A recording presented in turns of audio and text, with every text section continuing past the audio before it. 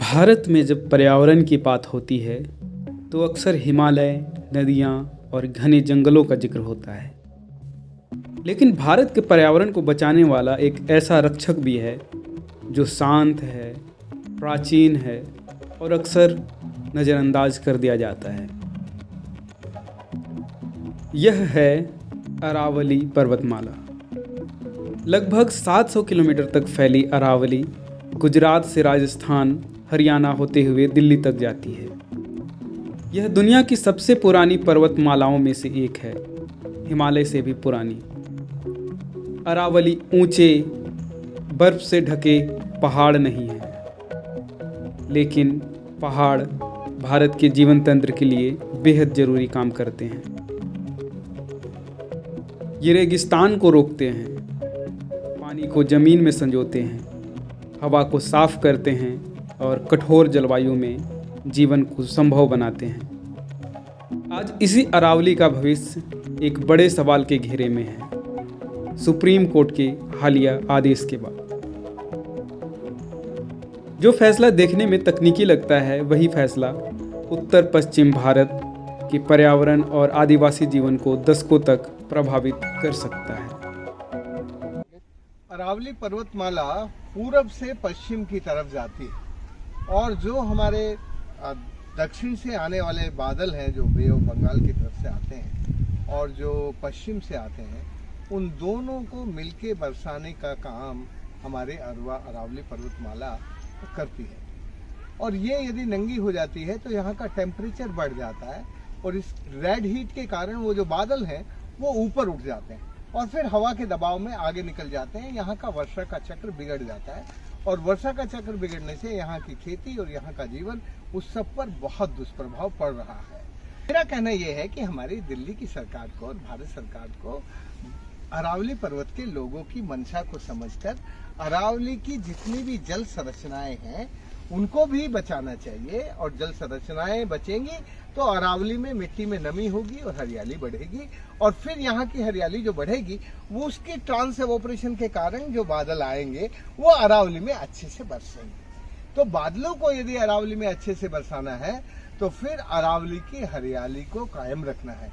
यदि अरावली की हरियाली कायम नहीं रहेगी तो रेड हीट के कारण बादल ऊपर उठेंगे और फिर बिना बरसे आगे निकल जाएंगे, अरावली बेपानी हो जाएगी। अरावली को पानीदार रखना है तो फिर अरावली की हरियाली बहुत जरूरी है और अरावली की हरियाली जरूरी है तो अरावली को माइनिंग फ्री रखना जरूरी है। अरावली पर्वतमाला थार मरुस्थल और उत्तर भारत के उपजाऊ मैदानों के बीच एक प्राकृतिक दीवार की तरह खड़ी है। अगर अरावली ना हो तो राजस्थान की रेगिस्तानी हवाएं सीधे हरियाणा, दिल्ली और पश्चिमी उत्तर प्रदेश तक पहुंच जाएं। वैज्ञानिकों का कहना है कि अरावली के कमज़ोर होने से मरुस्थलीकरण तेजी से आगे बढ़ेगा। लेकिन अरावली का महत्व सिर्फ यहीं तक सीमित नहीं है। इन पहाड़ियों के नीचे एक अदृश्य लेकिन अमूल्य प्रणाली है, भूजल पुनर्भरण। बारिश का पानी चट्टानों की दरारों में आ जाता है, जमीन के भीतर समाता है और कुओं, बावड़ियों और जलधाराओं को जीवन देता है। राजस्थान और हरियाणा के लाखों लोग इसी पानी पर निर्भर हैं, यहाँ तक कि दिल्ली की जल सुरक्षा भी अप्रत्यक्ष रूप से अरावली से जुड़ी है। अरावली तापमान को नियंत्रित करती है, धूल को रोकती है और गर्म हवाओं की तीव्रता को कम करती है। जलवायु परिवर्तन के दौर में अरावली प्राकृतिक सुरक्षा कवच है जिसका कोई विकल्प नहीं। हाल ही में भारत के सुप्रीम कोर्ट ने अरावली पहाड़ियों की एक नई कानूनी परिभाषा को स्वीकार किया। यह परिभाषा सरकार द्वारा गठित एक विशेषज्ञ समिति की सिफारिशों पर आधारित है। नई परिभाषा के अनुसार कोई भी भूमि तभी अरावली पहाड़ी मानी जाएगी जब उसकी ऊंचाई आसपास की जमीन से कम 100 मीटर अधिक हो। ऐसी पहाड़ियों के समूह को अरावली पर्वतमाला माना जाएगा। साथ ही कोर्ट ने निर्देश दिया कि नई खनन परियोजनाओं से पहले सतत खनन प्रबंधन योजना बनाई जाए। देखने में यह आदेश नियंत्रण और संरक्षण की बात करता है, लेकिन विवाद की जड़ इसी 100 मीटर वाली परिभाषा में छिपी है। क्योंकि अरावली कोई युवा पर्वतमाला नहीं है, यह लाखों साल में घिस चुकी है। यहाँ ज़्यादातर इलाके नीची पहाड़ियों, टीलों और उभरी हुई चट्टानों से बने हैं। पर्यावरण विशेषज्ञों के अनुसार अरावली का बड़ा हिस्सा 100 मीटर की सीमा में नहीं आता। यही वह बिंदु है जहाँ चिंता शुरू होती है। प्रकृति कानून की भाषा नहीं समझती। पानी, हवा और मिट्टी मीटर में नहीं चलते। पर्यावरण विशेषज्ञ कहते हैं कि नीची पहाड़ियों में भी उतनी ही जरूरी है जितनी ऊंची। ये भूजल को संजोती है, मिट्टी को बहने से रोकती है, हवा की दिशा को नियंत्रित करती हैं और जैव विविधता को सहारा देती हैं। अगर इन नीची पहाड़ियों को कानूनी सुरक्षा से बाहर कर दिया गया तो खनन और निर्माण को वैध रास्ता मिल सकता है, और खनन का मतलब है पहाड़ी का अंत।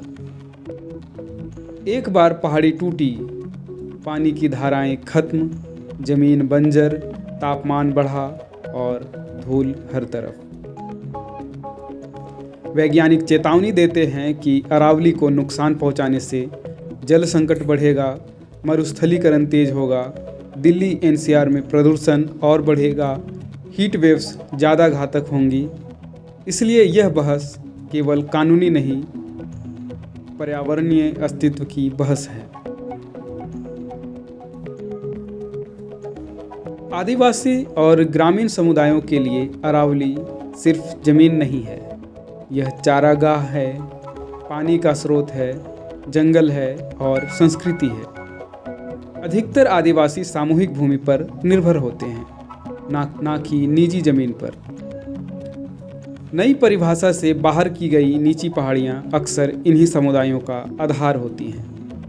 अगर यहाँ खनन शुरू हुआ तो आदिवासियों को डर है कि मवेशियों के लिए जमीन नहीं बचेगी, कुएं सूख जाएंगे, पलायन बढ़ेगा, संस्कृति टूटेगी।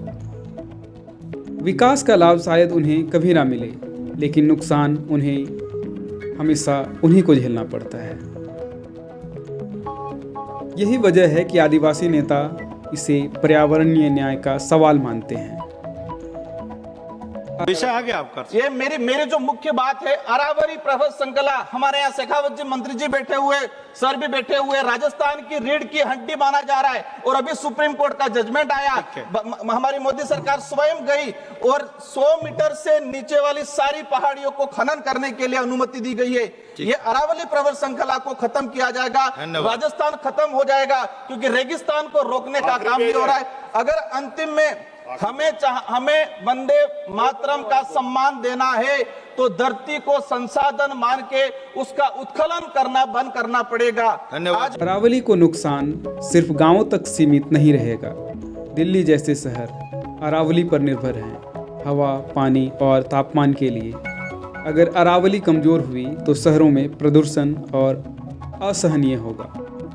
जलवायु परिवर्तन के समय में ऐसे प्राकृतिक तंत्र और भी ज़्यादा कीमती हो जाते हैं। आज अगर इन्हें खो दिया तो कल कोई तकनीक इन्हें वापस नहीं ला सकती। अगर अरावली को यूं ही कमज़ोर किया गया तो भविष्य साफ है, ज़्यादा सूखा, ज़्यादा पलायन और बढ़ती असमानता। लेकिन अगर सही संरक्षण हुआ तो अरावली पानी, जीवन और संतुलन दे सकती है।